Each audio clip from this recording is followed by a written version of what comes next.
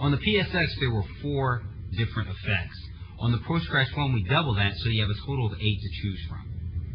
Now, the difference is, in choosing them, you still only have 4 buttons, but we have a toggle switch here, which allows you to choose from the top row of effects when it's green, or if I press it once, it turns red, and I can choose from the bottom level effects. When I'm on the bottom level, as I press this button, notice that the button illuminates in red, letting me know that I'm selecting the effects on the bottom for that button, in this case, pan. If I choose this button, red for phase.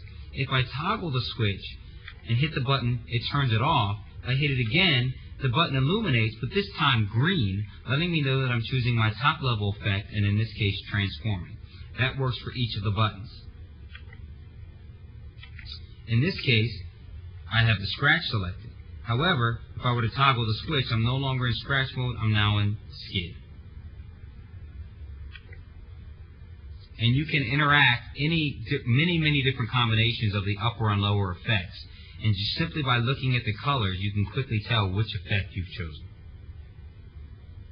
Now that you know how to select which effects you want to use, I'm going to show you how you can manually change those effect settings.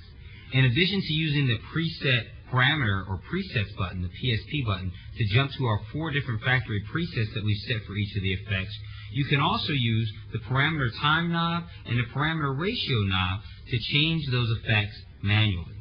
This is how you're going to do that. I'm going to go ahead and hit play, and when I hit play, I can simply choose an effect, in this case filter, and by turning these knobs, I can change both the filter time and the ratio of the original material to the effect that I'm applying.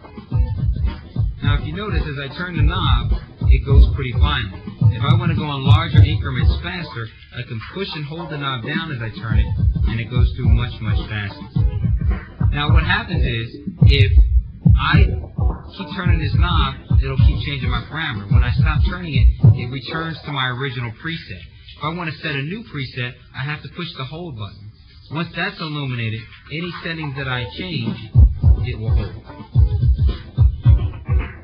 When I find the combination of ratio and time that I like, I'll push the time button. When I find the ratio, I'll push the ratio button, and it saves that as my new preset. Now, it will remember that preset for that effect. If I switch to a new effect, in this case, say transforming, I can do the same thing. Set my own preset.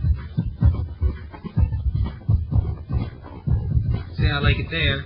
Hit my 2 buttons, and it saves that as the preset for that effect. If I go back to filter, I'm still at my preset for filter. It'll save the settings for each and every one of the effects.